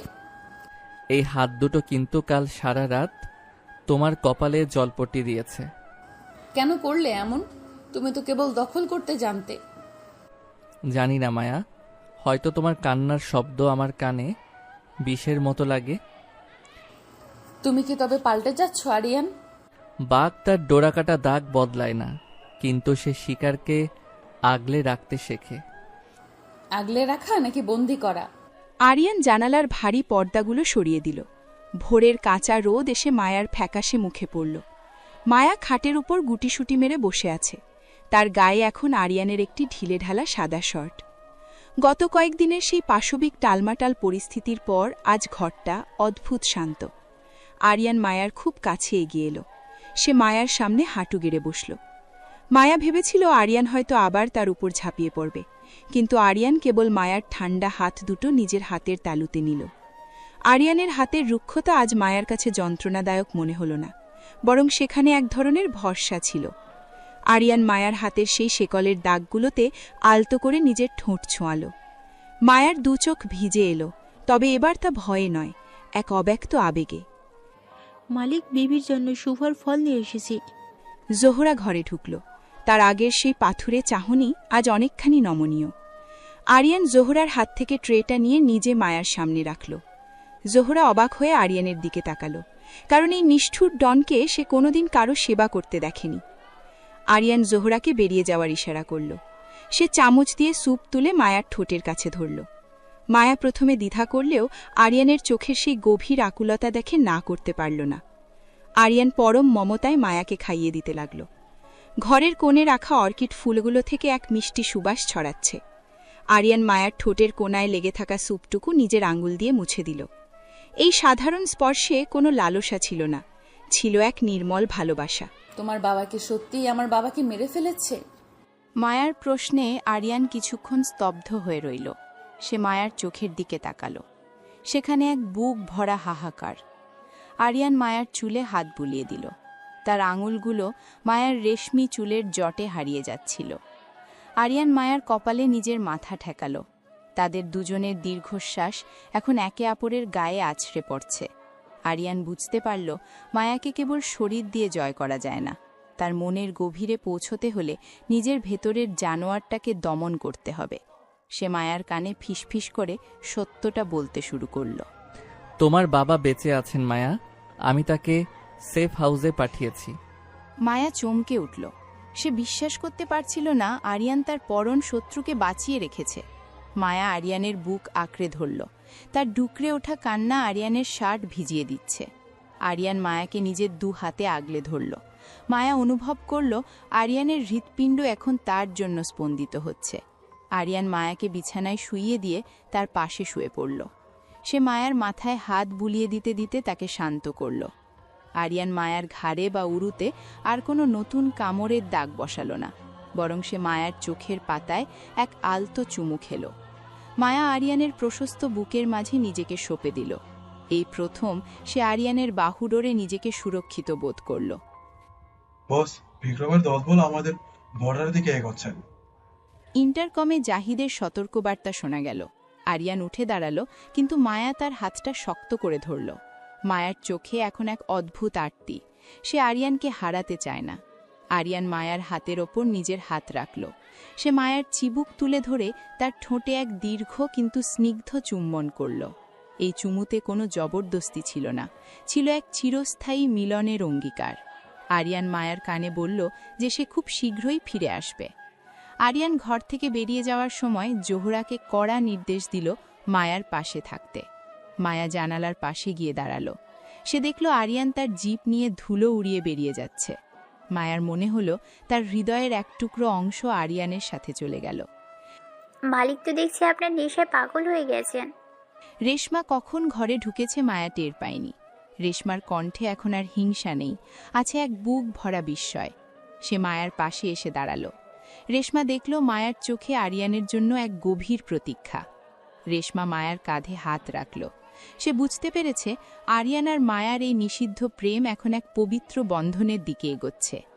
রেশমা মায়াকে জানালো যে আরিয়ান গতরাতে মায়ার বাবার সাথে কথা বলেছে এবং তাদের মিলনের পথ প্রশস্ত করছে। মায়া অবাক হয়ে আকাশের দিকে তাকালো। মেঘের আড়াল থেকে সূর্য উকি দিচ্ছে। মায়া অনুভব করল তার ভেতরে সেই বন্দিনী মেয়েটি আজ মুক্তি পেয়েছে আরিয়ানের প্রেমের মাঝে। ও কি ফিরে আসবে তো রেশমা? রেশমা হাসল। সে মায়াকে আশ্বস্ত করল। মায়া ড্রয়িং রুমের দিকে এগিয়ে গেল। সেখানে আরিয়ানের ব্যবহৃত জিনিসপত্রগুলো সাজানো। মায়া আরিয়ানের একটি পুরনো জ্যাকেট তুলে নিল এবং তাতে মুখ ঘষল। আরিয়ানের গায়ের সেই কড়া তামাক আর পারফিউমের ঘ্রাণ আজ মায়ার কাছে পৃথিবীর সবচেয়ে প্রিয় সুগন্ধি মনে হলো। মায়া বুঝতে পারল সে আরিয়ানকে ঘৃণা করতে করতে কখন যে ভালোবেসে ফেলেছে তা সে নিজেও জানে না। তার শরীরের প্রতিটি কোষ এখন আরিয়ানের উপস্থিতির জন্য হাহাকার করছে। সে অপেক্ষা করতে লাগলো কখন সেই দানবটি আবার ফিরে এসে তাকে পরম মমতায় নিজের বুকে টেনে নেবে, এসে বলবে, আমি ফিরে এসেছি মায়া। সন্ধ্যার অন্ধকার নামতেই আরিয়ান ফিরে এলো। তার গায়ে রক্তের ছিটে ফোটা, কিন্তু চোখে এক বিজয়ীর হাসি। মায়া দৌড়ে গিয়ে আরিয়ানকে জড়িয়ে ধরল। আরিয়ান মায়াকে 2 হাতে তুলে ঘুরপাক খেতে লাগলো। তাদের হাসির শব্দে পুরো প্রাসাদটা মুখরিত হয়ে উঠল। আরিয়ান মায়াকে নিচে নামিয়ে তার সারা মুখে অজস্র চুমু খেতে লাগলো। মায়া আরিয়ানের রক্তাক্ত হাত দুটো নিজের গালে রাখল। সে বুঝতে পারল এই রক্ত তার নিরাপত্তার জন্য ঝরানো হয়েছে। আরিয়ান মায়াকে নিয়ে বাগানের মাঝখানে থাকা সেই ফোয়ারার পাশে বসল। চাঁদের আলোয় তাদের ছায়া দুটো জলে কাঁপছে। আরিয়ান মায়ার কানে এক গোপন কথা বলল, যা শুনে মায়ার মুখ লজ্জায় লাল হয়ে উঠল। আমরা এই শহর ছেড়ে দূরে কোথাও চলে যাব। মায়া কোনো উত্তর দিল না। সে কেবল আরিয়ানের কাঁধে মাথা রাখল। আরিয়ান মায়ার কোমরে হাত দিয়ে তাকে নিজের আরো কাছে টেনে নিল। তাদের মাঝখানে এখন আর কোনো ঘৃণা নেই কোনো জবরদস্তি, আছে কেবল এক গভীর ভালোবাসার টান। আরিয়ান মায়ার কোপালে এক দীর্ঘ চুম্বন এঁকে দিল। ফোয়ারার জলরাশি থেকে এক শীতল হাওয়া তাদের ছুঁয়ে গেল। মায়া অনুভব করল তার জীবনের সেই অন্ধকার অধ্যায় শেষ হয়ে এক নতুন গল্পের সূচনা হয়েছে। আরিয়ান মায়ার কানে ফিসফিস করে বলল যে সে মায়াকে কোনোদিন কাঁদতে দেবে না। আমি তোমাকে খুব ভালোবাসি আরিয়ান। আরিয়ান মায়াকে আরো শক্ত করে নিজের আলিঙ্গনে বেঁধে নিল। তারা দুজনে রাতের আকাশের দিকে তাকিয়ে রইল। মাফিয়া দুনিয়ার সেই নিষ্ঠুর ডন আজ এক প্রেমিকের বেশে তার প্রেয়সীর পাশে বসে আছে। জাহিদ আর জোহরা আড়াল থেকে এই দৃশ্য দেখে হাসল। তারা জানতো এই প্রেমই পারবে এই রক্তাক্ত সাম্রাজ্যে শান্তি ফিরিয়ে আনতে। আরিয়ান মায়ার হাতে এক ছোট হীরের আংটি পরিয়ে দিল। মায়া আংটিটার দিকে তাকিয়ে হাসল। এই আংটি কেবল এক গয়না নয়, এটি আরিয়ানের হৃদয়ের চাবিকাঠি। তারা দুজনে মিলে এক নতুন স্বপ্নের বুনন শুরু করলো, যেখানে কেবল ভালোবাসা আর বিশ্বাস থাকবে। সমুদ্রের এই গর্জন কি তোমাকে এখনো ভয় দেখায় মায়া? তোমার বুকের ধুকপুকানি যখন শুনি তখন বাইরের সব শব্দ থেমে যায়। একদিন এই বুকে কেবল বুলেট আর বারুদের গন্ধ ছিল। এখন সেখানে কেবল আমার জন্য এক অদ্ভুত প্রশান্তি জমা আছে। তুমি কি সত্যি এই মাফিয়া ডনটাকে ভালোবেসে ফেললে? ঘৃণা করতে করতে কখন যে তোমার নেশায় বুঁদ হয়েছি নিজেও জানি না। আমি কি তবে গত রাতের সেই দাগগুলো মুছে দিতে পেরেছি? শরীরে কোনো দাগ নেই আরিয়ান, আছে কেবল তোমার ভালোবাসার চিহ্ন। তবে চলো এই শহর ছেড়ে এমন কোথাও যাই যেখানে কেউ আমাদের চিনবে না। তোমার সাথে নরকেও যেতে রাজি, যদি তুমি পাশে থাকো। আরিয়ান মায়ার হাত ধরে জাহাজের ডেকে এসে দাঁড়ালো। পূর্ণিমার চাঁদ আর সমুদ্রের নীল জলরাশিকে রূপালি চাদরে ঢেকে দিয়েছে। আরিয়ান মায়ের পেছনে দাঁড়িয়ে তাকে নিজের 2 হাতে জড়িয়ে ধরল। মায়া তার মাথাটা আরিয়ানের চওড়া কাঁধে হেলিয়ে দিল। আরিয়ান মায়ার চুলে আলতো করে নাক ঘষল। আজ আরিয়ানের স্পর্শে কোনো জবরদস্তি নেই কোনো শিকারী চিতার হিংস্রতা, বরং সে মায়ার কাঁধের ওপর নিজের থুতনি রেখে প্রশান্তিতে চোখ বুজে আছে। মায়া অনুভব করল আরিয়ানের হাতের তালু তার পেটের ওপর রাখা, যা এক অদ্ভুত নিরাপত্তা দিচ্ছে। জোহরা আর রেশমা দূর থেকে এই দৃশ্য দেখে মৃদু হাসল। জোহরা বুঝতে পারল যে আরিয়ান একদিন মায়াকে পশুর মতো ভোগ করত, আজ সে মায়ার চোখের এক ফোঁটা জলের জন্য নিজের সাম্রাজ্য ত্যাগ করতে প্রস্তুত। বস, মালদ্বীপের সেই প্রাইভেট আইল্যান্ডটা এখন আমাদের জন্য পুরোপুরি তৈরি। জাহিদ ধীর পায়ে এগিয়ে এসে খবরটা দিয়ে আবার সরে গেল। আরিয়ান মায়ার কানের কাছে মুখ নিয়ে এলো। তার গরম নিঃশ্বাস মায়ার কানে এক সুরসুরি দিচ্ছে। মায়া আরিয়ানের দিকে ঘুরে দাঁড়ালো। আরিয়ান মায়ার চিবুক তুলে ধরে তার চোখের মনির দিকে তাকালো। মায়ার চোখে আজ আর সেই আতঙ্ক নেই, আছে কেবল এক গভীর তৃষ্ণা। আরিয়ান মায়ার ঠোঁটে এক দীর্ঘ কিন্তু অত্যন্ত কোমল চুমু খেলো। এই চুমুতে কোনো রক্ত বা যন্ত্রণার স্বাদ নেই, আছে কেবল 2 আত্মার পরম মিলন। আরিয়ান মায়াকে এক ঝটকায় পাঁজা কোলে তুলে নিয়ে কেবিনের দিকে হাঁটা দিল। মায়া লজ্জায় আরিয়ানের বুকে মুখ লুকালো। আজ কেবিনের বাতিগুলো নেভানো নয়, বরং মোমবাতির স্নিগ্ধ আলোয় চারিদিক মায়াবী হয়ে আছে। আজ কেন এত আয়োজন আরিয়ান? আরিয়ান মায়াকে বিছানায় বসিয়ে দিয়ে তার পায়ের নুপুরটা খুলে দিল। সে মায়ার পায়ের পাতায় এক গভীর চুমু খেল। মায়া শিহরিত হয়ে আরিয়ানের চুল মুঠো করে ধরল। আরিয়ান মায়ার দিকে তাকিয়ে এক মায়াবী হাসি দিল। সে মায়ার গলার সেই পুরনো কালশিটে দাগটার উপর নিজের ঠোঁট রাখল এবং সেখানে পরম মমতায় জিভ বোলালো। মায়ার শরীর ধনুকের মতো বেঁকে উঠল, কিন্তু এবার তা যন্ত্রণায় নয়, এক আদিম সুখে। আরিয়ান মায়ার শার্টের বোতামগুলো একটি একটি করে খুলতে শুরু করল। মায়ার ফর্সা শরীর মোমবাতির আলোয় উজ্জ্বল হয়ে উঠল। আরিয়ান মায়ার শরীরের প্রতিটি ভাঁজে আজ আর দংশন করল না, বরং সে তার ঠোঁট দিয়ে মায়ার প্রতিটি ক্ষতস্থানকে যেন ধুয়ে দিচ্ছিল। আমি তোমাকে আগের চেয়েও বেশি করে নিজের করে নিতে চাই। আরিয়ান মায়ার উপর উপুর হয়ে পড়ল। তাদের দুজনের শরীর এখন এক সুতোয় গাঁথা। মায়া আরিয়ানের পিঠে সেই পুরনো আঁচড়ের দাগগুলোতে নিজের হাত বোলাতে লাগল। আরিয়ান মায়ার চোখের জল মুছে দিয়ে তার ঠোঁটে আবার নিজের অধিকার কায়েম করল। এবারে শারীরিক ঘনিষ্ঠতা ছিল এক পবিত্র উপাসনার মতো। মায়ার অস্ফুট গোঙানি জাহাজের কেবিনে এক সঙ্গীত তৈরি করছিল। আরিয়ান মায়ার শরীরে নিজের পুরুষত্বের সবটুকু কোমলতা দিয়ে তাকে ভরিয়ে দিচ্ছিল। মায়া অনুভব করল সে আরিয়ানের হৃৎস্পন্দনের সাথে একাত্ম হয়ে গেছে। তারা দুজন যেন এক অগ্নিকুণ্ডে পুড়ছে, কিন্তু সেই আগুন তাদের ধ্বংস করছে না, বরং খাঁটি সোনা বানিয়ে দিচ্ছে।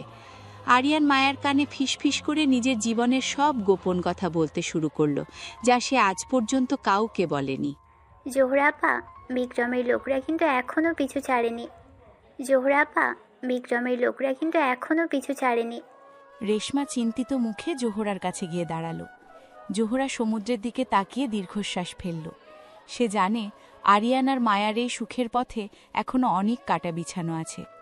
বিক্রম মায়াকে ফেরত পেতে মরিয়া, কারণ মায়ার কাছে তার বাবার কিছু গোপন লকার কোড আছে। রেশমা জোহরাকে জানালো যে আরিয়ানার এক বিশ্বস্ত গার্ড বিক্রমের সাথে হাত মিলিয়েছে। জোহরা তৎক্ষণাৎ জাহিদকে সতর্ক করার জন্য পা বাড়াল। জাহাজের নিচে এক ছোট ইঞ্জিন চালিত নৌকা করে কিছু সশস্ত্র লোক নিঃশব্দে এগিয়ে আসছে। আরিয়ান তখনও মায়ার বাহুডোরে আবদ্ধ। সে মায়ার কপালে মাথা ঠেকিয়ে এক পরম শান্তিতে ডুবে আছে। মায়া আরিয়ানের বুকে হাত রেখে তার নিঃশ্বাসের ছন্দ গুনছে। তুমি কি জানো আরিয়ান, তোমার এই কর্কশ গলার স্বরটাও এখন আমার কাছে প্রিয়। আরিয়ান হাসল। সে মায়ার হাতের আঙুলগুলো নিজের মুখে নিয়ে কামড় দিল, তবে তা ছিল ভালোবাসার আলতো কামড়। ঠিক সেই মুহূর্তে জাহাজের ডেকে একটা গুলির শব্দ শোনা গেল। আরিয়ান বিদ্যুৎ বেগে বিছানা থেকে উঠে দাঁড়ালো। তার চোখে মুহূর্তেই সেই পুরনো ডনের হিংস্রতা ফিরে এলো। সে মায়াকে ইশারা করল চাদর দিয়ে নিজেকে ঢেকে নিতে। আরিয়ান তার বালিশের নিচ থেকে গোল্ডেন রিভলভারটা বের করল। মায়া ভসে কুকড়ে গেল, কিন্তু আরিয়ান তার কপালে এক শেষ চুমু দিয়ে তাকে আশ্বস্ত করল। আরিয়ান কেবিন থেকে বেরিয়ে আসতেই দেখল জাহিদ আর বিক্রমের লোকরা হাতাহাতি করছে। পুরো জাহাজ এখন এক রণক্ষেত্রে পরিণত হয়েছে। মায়াকে আমাদের হাতে তুলে দাও আরিয়ান, তোমার জান বেঁচে যাবে। আরিয়ান কোনো উত্তর দিল না। সে নিখুঁত নিশানায় লোকটার কপালে গুলি করল। মায়া কেবিনের ভেতর থেকে এই বিভীষিকা শুনছিল। সে বুঝতে পারল তার শান্তির দিনগুলো হয়তো আবার শেষ হতে চলেছে। আরিয়ান বাঘের মতো শত্রুদের উপর ঝাঁপিয়ে পড়ল। জাহিদ আর রেশমাও অস্ত্র নিয়ে প্রহরীদের সাথে যোগ দিল। বিক্রমের লোকেরা সংখ্যায় বেশি ছিল, কিন্তু আরিয়ানের ক্ষিপ্রতার কাছে তারা টিকতে পারছিল না। আরিয়ান যখন শেষ শত্রুকে খতম করে মায়ার কাছে ফিরে এলো, তার শরীর তখন রক্তে ভেজা। মায়া দৌড়ে গিয়ে আরিয়ানকে জড়িয়ে ধরল। আরিয়ান মায়ার বুকের মাঝে জাপটে ধরল। সে মায়ার কানের কাছে মুখ নিয়ে এলো। তোমাকে কেউ আমার কাছ থেকে ছিনিয়ে নিতে পারবে না। আরিয়ান মায়াকে নিয়ে জাহাজের অন্য প্রান্তে একটি স্পিড বোটে উঠল। সে জাহিদকে জাহাজ সামলানোর দায়িত্ব দিয়ে মায়াকে নিয়ে দিগন্তের দিকে পাড়ি দিল। সমুদ্রের মাঝখানে ছোট ছোট ঢেউগুলো তাদের নৌকাকে দুলিয়ে দিচ্ছে। আরিয়ান মায়ার মাথায় হাত রাখল। মায়া দেখল আরিয়ানের কাঁধে একটা গভীর ক্ষত। সে নিজের গায়ের ওড়না দিয়ে আরিয়ানের রক্ত মুছে দিতে লাগল। আরিয়ান মায়ার দিকে তাকিয়ে ম্লান হাসল। সে জানত বিক্রম আবার আসবে, কিন্তু মায়ার এই সেবা তার সব ব্যথা ভুলিয়ে দিল। আরিয়ান মায়াকে জড়িয়ে ধরে নৌকার মেঝেতে শুয়ে পড়ল। ওপরের আকাশে হাজার হাজার তারা সাক্ষী হয়ে রইল তাদের এই অসম প্রেমের। আমরা কি কোনোদিন শান্তিতে থাকতে পারবো আরিয়ান? আরিয়ান মায়ার চিবুক তুলে ধরে তার ঠোঁটে এক আলতো স্পর্শ করল। সে মায়ার কানের কাছে বলল যে কাল সকালে তারা এক নতুন দ্বীপে পৌঁছাবে, যেখানে কেবল তাদের রাজত্ব চলবে। মায়া আরিয়ানের বুকে মাথা রেখে শান্ত হল। সমুদ্রের নোনা বাতাস তাদের ক্লান্ত শরীরকে জুড়িয়ে দিচ্ছিল। আরিয়ান অনুভব করল মায়া ছাড়া তার জীবনের কোনো অর্থ নেই। সে মায়ার হাতের আংটিটা ঘুরিয়ে ঘুরিয়ে দেখতে লাগল। মায়া ঘুমের ঘোরে আরিয়ানের নাম ধরে বিড়বিড় করল। আরিয়ান মায়াকে আরও শক্ত করে নিজের কাছে টেনে নিল। এই অনিশ্চিত যাত্রার মাঝেও তারা দুজন একে অপরের মাঝে এক পরম আশ্রয় খুঁজে পেল। এই সাদা বালু আর নীল জলরাশি কি তোমার মনের ক্ষতগুলো মুছতে পারছে? তোমার এই শান্ত চোখের চাউনি আমার সব ক্ষত মুছে দেওয়ার জন্য যথেষ্ট। আমি কি সত্যি তোমাকে সেই রাজপ্রাসাদ থেকে বের করে আনতে পারলাম? তুমি আমাকে বন্দিশালা থেকে নয় আরিয়ান, আমার নিজের ঘৃণা থেকে বের করে এনেছো। আজ থেকে এই দ্বীপের প্রতিটি কণা কেবল তোমার হাসির শব্দ শুনবে। আর তোমার বন্দুকের শব্দ? ওটা এখন ইতিহাসের পাতায়। আজ আমি কেবল তোমার প্রেমিক। তুমি কি জানো তোমার এই বদলে যাওয়াটা আমার কাছে এক মিরাকেল? মিরাকেল আমি নই মায়া, মিরাকেল হলো তোমার এই নিঃস্বার্থ ভালোবাসা। তবে চলো এই নীল জলে আমাদের সব দুঃখ ভাসিয়ে দেই। আরিয়ান মায়ার হাত ধরে দ্বীপের সৈকতে হাঁটতে লাগল। সাগরের ছোট ছোট ঢেউগুলো তাদের পায়ের পাতায় আছড়ে পড়ছে। আরিয়ান মায়ার কাঁধে নিজের হাত রাখল। মায়া তার রেশমি ওড়নাটা হাওয়ায় উড়িয়ে দিয়ে আরিয়ানের বুকে মাথা ঠেকাল। গত রাতের সেই রক্তাক্ত স্মৃতি এখন অনেক দূরে। আরিয়ান মায়ার কপালে এক আলতো চুমু খেল। তার ঠোঁটের স্পর্শে আজ কোনো নিষ্ঠুরতা নেই, আছে কেবল এক গভীর তৃপ্তি। জোহরা আর আমিনা দূরে কাঠের কটেজটির সামনে দাঁড়িয়ে তাদের দেখছে। জোহরা মায়ার জন্য এক তোড়া সাদা গোলাপ আর ডাবের জল নিয়ে এলো। সে মায়ার মুখে এক ঝলমলে হাসি দেখে তৃপ্তির নিঃশ্বাস ফেলল। আরিয়ান জোহরাকে ইশারা করল তাদের দুপুরের খাবার সৈকতেই আয়োজন করতে। বিবিকে আজ খুব সুন্দর দেখাচ্ছে, মালিকের নজরে যেন কারো নজর না লাগে। জোহরা কথাটি বলে মৃদু হাসল। আরিয়ান মায়ার কোমর জড়িয়ে ধরে তাকে বালুর ওপর বসালো। সে মায়ার পায়ের সেই পুরনো চাবুকের দাগগুলোতে নিজের আঙুল বোলাতে লাগল। মায়া শিউরে উঠল না, বরং সে আরিয়ানের হাতটা নিজের গালে চেপে ধরল। আরিয়ান মায়ার চোখের দিকে তাকিয়ে এক বিচিত্র মায়া অনুভব করল। সে মায়ার কানের কাছে মুখ নিয়ে এলো। তার গরম নিঃশ্বাস মায়ার শরীরে এক পরিচিত শিহরণ জাগিয়ে তুলল। আরিয়ান মায়ার ঠোঁটে নিজের অধিকার কায়েম করল। এই চুমু ছিল ধীর, শান্ত এবং অত্যন্ত গভীর। মায়া অনুভব করল আরিয়ানের ভেতরকার সেই দানবটি আজ পুরোপুরি ঘুমিয়ে পড়েছে। আরিয়ান মায়াকে এক ঝটকায় পাজা কোলে তুলে নিয়ে সমুদ্রের অগভীর জলে নেমে গেল। মায়ার খিলখিল হাসিতে চারদিক মুখরিত হয়ে উঠল। আরিয়ান, ভিজে যাচ্ছি তো। আরিয়ান মায়াকে জলের ওপর আলতো করে নামিয়ে দিল। মায়ার ভেজা পাতলা গাউনটা তার শরীরের সাথে লেপ্টে আছে। আরিয়ান মায়ার বুকের ওপর নিজের হাত রাখল। মায়ার হৃৎস্পন্দন তখন ট্রেনের ইঞ্জিনের মতো দ্রুত চলছে। আরিয়ান মায়ার ঘাড়ের সেই পুরনো কামড়ের দাগগুলোতে নিজের ঠোঁট ছোঁয়ালো। মায়া আরিয়ানের চুল মুঠো করে ধরল। নীল জলের মাঝে তাদের এই শারীরিক ঘনিষ্ঠতা এক অপার্থিব রূপ নিল। আরিয়ান মায়াকে নিবিড়ভাবে জড়িয়ে ধরে তার ঠোঁটে আবার এক দীর্ঘ চুম্বন করল। জাহিদ দূর থেকে বাইনোকুলার দিয়ে দ্বীপের চারপাশ পাহারা দিচ্ছে। সে জানে বিক্রমের লোকরা হয়তো এই দ্বীপের খোঁজ পেতে পারে, কিন্তু সে আজ আর আরিয়ানকে কোনোভাবেই বিরক্ত করতে চায় না। জাহিদ আর রেশমা মিলে দ্বীপের চারপাশে লেজার অ্যালার্ম বসিয়ে দিয়েছে। মালিককে কি আজ জানানো উচিত যে জহুরার ভাই নিখোঁজ? রেশমা জাহিদের পাশে এসে দাঁড়ালো। জাহিদ মাথা নাড়ল। সে জানে আরিয়ান এখন মায়ার প্রেমে বুঁদ হয়ে আছে। এই সময় কোনো খারাপ খবর তার মেজাজ বিগড়ে দেবে। আরিয়ান মায়াকে জল থেকে তুলে নিয়ে কটেজের বারান্দায় এসে বসল। আমিনা মায়ার চুল মুছে দেওয়ার জন্য এগিয়ে এলো, কিন্তু আরিয়ান তোয়ালেটা নিজের হাতে নিয়ে নিল। সে পরম মমতায় মায়ার ভেজা চুলগুলো শুকিয়ে দিতে লাগল। মায়া আয়নায় আরিয়ানের এই রূপ দেখে অবাক হয়ে যাচ্ছিল। আরিয়ান মায়ার চুলে এক মিষ্টি সুগন্ধি তেল মালিশ করে দিল। মায়া চোখ বুজে এই আরাম অনুভব করছিল। সে বুঝতে পারল আরিয়ান তাকে কেবল দখল করতে চায় না, সে মায়াকে আরাধনা করতে শিখছে। মায়া, তুমি কি জানো কেন তোমাকে আমি সেদিন অপহরণ করেছিলাম? আরিয়ান মায়ার পেছনে দাঁড়িয়ে তার কাঁধে নিজের থুতনি রাখল। মায়া আয়নায় আরিয়ানের চোখের দিকে তাকালো। সেখানে এক গভীর রহস্য। আরিয়ান মায়ার কানের লতিতে এক কামড় দিল, তবে তা ছিল অত্যন্ত আদুরে। সে মায়ার হাত দুটো নিজের হাতের তালুতে নিয়ে মাসাজ করতে শুরু করল। মায়া অনুভব করল আরিয়ানের হাতের রুক্ষতা এখন এক পশমি কম্বলের মতো আরামদায়ক। আরিয়ান মায়ার কানে ফিসফিস করে সত্যটা বলতে শুরু করল, যা শুনে মায়ার বুকটা কেঁপে উঠল। আরিয়ান জানালো যে মায়ার বাবা আসলে আরিয়ানের বাবার খুনি ছিল না, বরং বিক্রমই ছিল সেই ষড়যন্ত্রের মূলে। তুমি কি তবে আমাকে ভুল বুঝে কষ্ট দিয়েছ এতদিন? মায়ার চোখ দিয়ে অঝরে জল পড়তে লাগল। আরিয়ান মায়াকে নিজের দিকে ঘুরিয়ে নিয়ে তার চোখের জল মুছে দিল। সে মায়ার কপালে এক দীর্ঘ স্পর্শ দিয়ে তাকে শান্ত করল। আরিয়ান মায়ার নুপুরটা আবার পরিয়ে দিল। সে মায়ার সামনে হাঁটু গেড়ে বসল।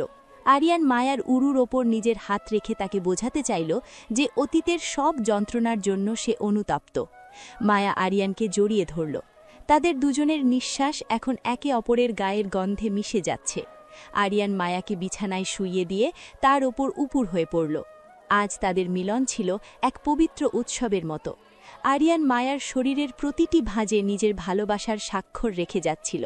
মায়ার অস্ফুট আর্তনাদ আরিয়ানের গলার ভেতরই চাপা পড়ে গেল।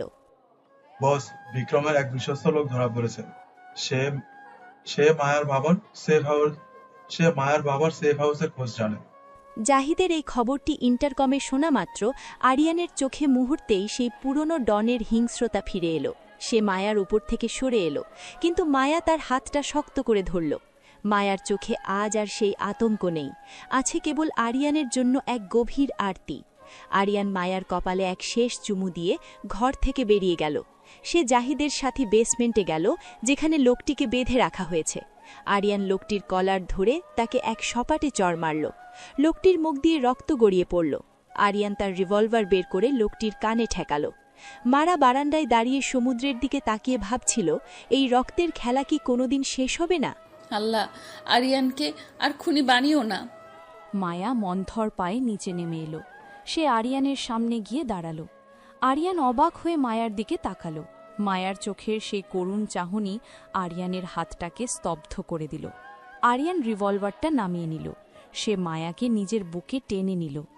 জাহিদ অবাক হয়ে আরিয়ানের দিকে তাকিয়ে রইল, কারণ সে কোনোদিন আরিয়ানকে শত্রুর ওপর দয়া করতে দেখেনি। আরিয়ান লোকটিকে ছেড়ে দেওয়ার নির্দেশ দিল। মায়া হাসল। সে বুঝতে পারল তার ভালোবাসাই আরিয়ানের অন্ধকার জগৎকে আলোর পথে নিয়ে আসছে। আরিয়ান মায়াকে নিয়ে আবার সৈকতে ফিরে গেল। সন্ধ্যার লাল আকাশ তাদের সম্পর্কের এক নতুন রঙের ইঙ্গিত দিচ্ছিল। তোমার জন্য আজ আমি এক পিশাচকে জীবনদান দিলাম মায়া। আরিয়ান মায়ার চিবুক তুলে ধরে তার ঠোঁটে এক আলতো স্পর্শ করল। সে মায়ার কানে বলল যে কাল সকালে তারা মায়ার বাবার কাছে যাবে। মায়া আনন্দে আরিয়ানকে জড়িয়ে ধরল। তাদের দুজনের ছায়া বালুর ওপর দীর্ঘতর হচ্ছে। আরিয়ান অনুভব করল মায়া ছাড়া তার জীবনে কোনো লক্ষ্য নেই। সে মায়ার হাতের আংটিটা ঘুরিয়ে ঘুরিয়ে দেখতে লাগল। মায়া আরিয়ানের প্রশস্ত বুকের মাঝে নিজেকে সঁপে দিল। জোহরা আর আমিনা দূরে দাঁড়িয়ে তাদের জন্য রাতের খাবার সাজাচ্ছে। রেশমাও আজ এক শান্ত হাসি হাসল। দ্বীপের চারদিকের পরিবেশটা আজ বড় বেশি শান্ত।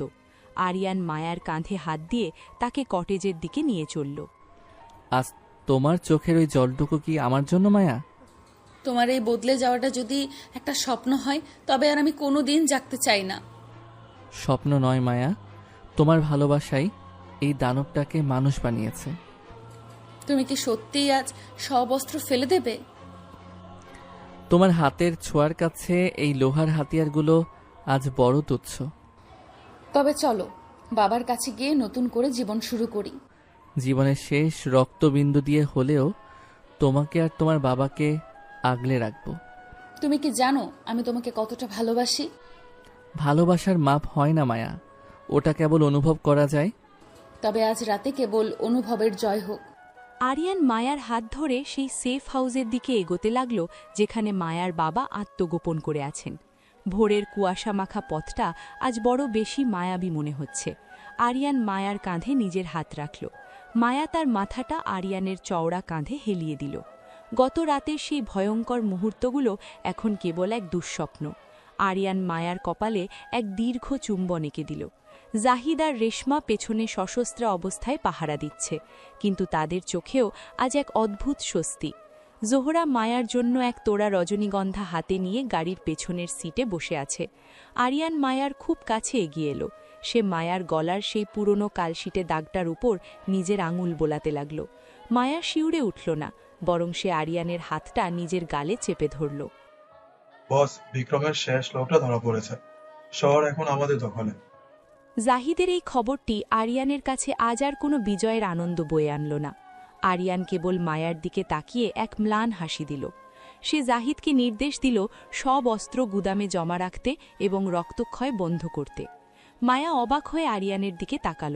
সে বুঝতে পারল আরিয়ান এখন কেবল তার প্রেমিক নয়, সে এক নতুন শান্তির দূত। আরিয়ান মায়াকে এক ঝটকায় 5 গোলে তুলে নিয়ে সেফ হাউসের গেটের সামনে দাঁড়াল। মায়ার বাবা ভেতর থেকে বেরিয়ে এলেন। তার চোখে জল এবং মুখে এক গভীর বিস্ময়। তিনি দেখলেন তার সবচেয়ে বড় শত্রু আজ তার মেয়েকে পরম মমতায় আগলে রেখেছে। আরিয়ান মায়াকে নিচে নামিয়ে তার বাবার পায়ের কাছে হাঁটু গেড়ে বসল। আমাকে ক্ষমা করবেন, আমি আপনার মেয়েকে অনেক কষ্ট দিয়েছি। মায়ের বাবা আরিয়ানকে তুলে বুকে জড়িয়ে ধরলেন। এক অন্ধকার শত্রুতার অবসান হলো আজ। মায়া তার বাবার বুকে মাথা রেখে ডুকরে কেঁদে উঠল। আরিয়ান মায়ার মাথায় হাত বুলিয়ে তাকে শান্ত করল। জোহরা এগিয়ে এসে মায়ের হাতে ফুলগুলো দিল। আমিনা আর রেশমা মিলে ঘরের ভেতরটা সুন্দর করে সাজাতে লাগল। আরিয়ান মায়ার কানের কাছে মুখ নিয়ে এলো। তার গরম নিঃশ্বাস মায়ার শরীরে এক পরিচিত শিহরণ জাগিয়ে তুলল। আরিয়ান মায়ার ঠোঁটে নিজের অধিকার কায়েম করল। এই চুমু ছিল ধীর, শান্ত এবং অত্যন্ত গভীর। মায়া অনুভব করল আরিয়ানের ভেতরকার সেই হিংস্র ডনটি আজ পুরোপুরি বিলীন হয়ে গেছে। তারা দুজনে মিলে বাগানের মাঝখানে থাকা সেই ফোয়ারার পাশে বসল। চাঁদের আলোয় তাদের ছায়া দুটো জলে কাঁপছে। আরিয়ান, তুমি কি আজ আমার সাথে সারা রাত জাগবে? আরিয়ান মায়াকে জলের ওপর আলতো করে বসিয়ে দিল। মায়ার পাতলা শাড়িটা তার শরীরের সাথে লেপ্টে আছে। আরিয়ান মায়ার বুকের ওপর নিজের হাত রাখল। মায়ার হৃৎস্পন্দন তখন আরিয়ানের হাতের তালুতে আছড়ে পড়ছে। আরিয়ান মায়ার ঘাড়ের সেই পুরনো কামড়ের দাগগুলোতে নিজের ঠোঁট ছোঁয়াল। মায়া আরিয়ানের চুল মুঠো করে ধরল। রাতের নিস্তব্ধতায় তাদের এই শারীরিক ঘনিষ্ঠতা এক অপার্থিব রূপ নিল। আরিয়ান মায়াকে নিবিড়ভাবে জড়িয়ে ধরে তার ঠোঁটে আবার এক দীর্ঘ চুম্বন করল। রেশমা দূর থেকে এই দৃশ্য দেখে চোখের জল মুছল। সে জানত আরিয়ান আর মায়ার এই মিলন আসলে হাজার বছরের প্রতীক্ষার অবসান। আরিয়ান মায়াকে এক ঝটকায় পাজা কোলে তুলে নিয়ে বেডরুমের দিকে হাঁটা দিল। জোহরা আপা, মালিক কি সত্যি মাফিয়া জগৎ ছেড়ে দিয়েছে? রেশমা জোহরার পাশে এসে দাঁড়াল। জোহরা মাথা নাড়ল। সে জানে আরিয়ান এখন মায়ার প্রেমে এমনভাবে বুঁ ধরে আছে যে সে দুনিয়ার সব ক্ষমতা ত্যাগ করতে পারে।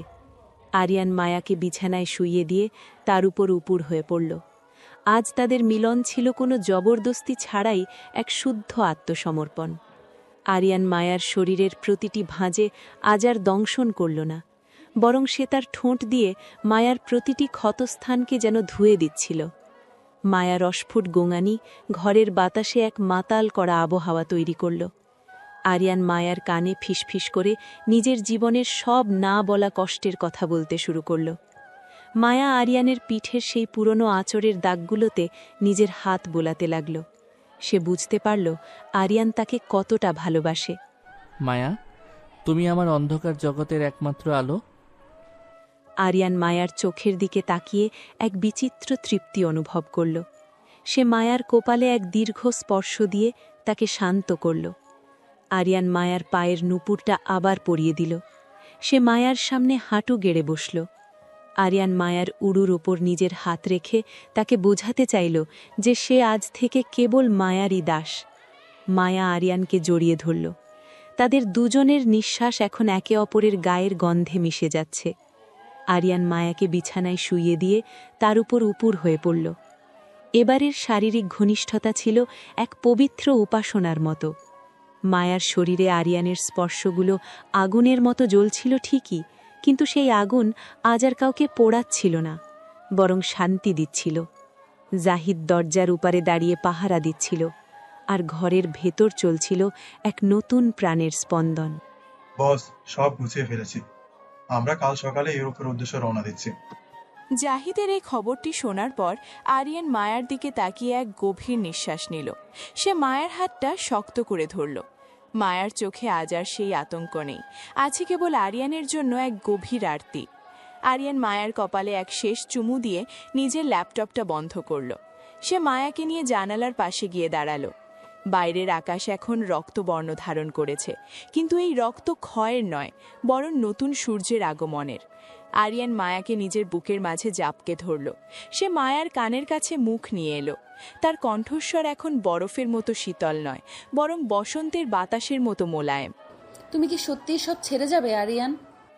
আরিয়ান মায়ার চিবুক তুলে ধরে তার ঠোঁটে এক আলতো স্পর্শ করল। সে মায়ার কানে বলল যে কাল সকালে তারা এক নতুন দিগন্তে পৌঁছাবে, যেখানে কেবল তাদের রাজত্ব চলবে। মায়া হাসল। সে বুঝতে পারল তার ভালোবাসাই আরিয়ানের অন্ধকার জগৎকে আলোর পথে নিয়ে এসেছে। আরিয়ান মায়াকে নিয়ে আবার বাগানের দিকে ফিরে গেল। সন্ধ্যার লাল আকাশ তাদের সম্পর্কের এক নতুন রঙের ইঙ্গিত দিচ্ছিল। আরিয়ান অনুভব করল মায়া ছাড়া তার জীবনে কোনো লক্ষ্য নেই। সে মায়ার হাতের আংটিটা ঘুরিয়ে ঘুরিয়ে দেখতে লাগল। মায়া আরিয়ানের প্রশস্ত বুকের মাঝে নিজেকে সঁপে দিল। জোহরা আর জাহিদ মিলে তাদের জন্য রাতের ডিনার সাজাচ্ছে। পুরো প্রাসাদটা আজ এক শান্ত শান্তিতে ভরে উঠেছে। তোমাকে আমি কোনোদিন হারাবো না মায়া। আরিয়ান মায়াকে আরও শক্ত করে নিজের আলিঙ্গনে বেঁধে নিল। তারা দুজনে রাতের আকাশের দিকে তাকিয়ে রইল। মাফিয়া দুনিয়ার সেই নিষ্ঠুর ডন আজ এক প্রেমিকের বেশে তার প্রেয়সীর পাশে বসে আছে। আরিয়ান মায়ার কপালে এক দীর্ঘ চুম্বন এঁকে দিল। ফোয়ারার জলরাশি থেকে এক শীতল হাওয়া তাদের ছুঁয়ে গেল। মায়া অনুভব করল তার জীবনের সেই অন্ধকার অধ্যায় শেষ হয়ে এক নতুন গল্পের সূচনা হয়েছে। তারা দুজনে মিলে এক নতুন স্বপ্নের বুনন শুরু করল, যেখানে কেবল ভালোবাসা আর বিশ্বাস থাকবে। আরিয়ান মায়ার ঘাড়ে আলতো করে নিজের নাক ঘষল। মায়া চোখ বুজে সেই স্পর্শ অনুভব করল। তারা দুজন এখন এক অটুট বন্ধনে আবদ্ধ, যা কোনো শক্তি ছিঁড়তে পারবে না।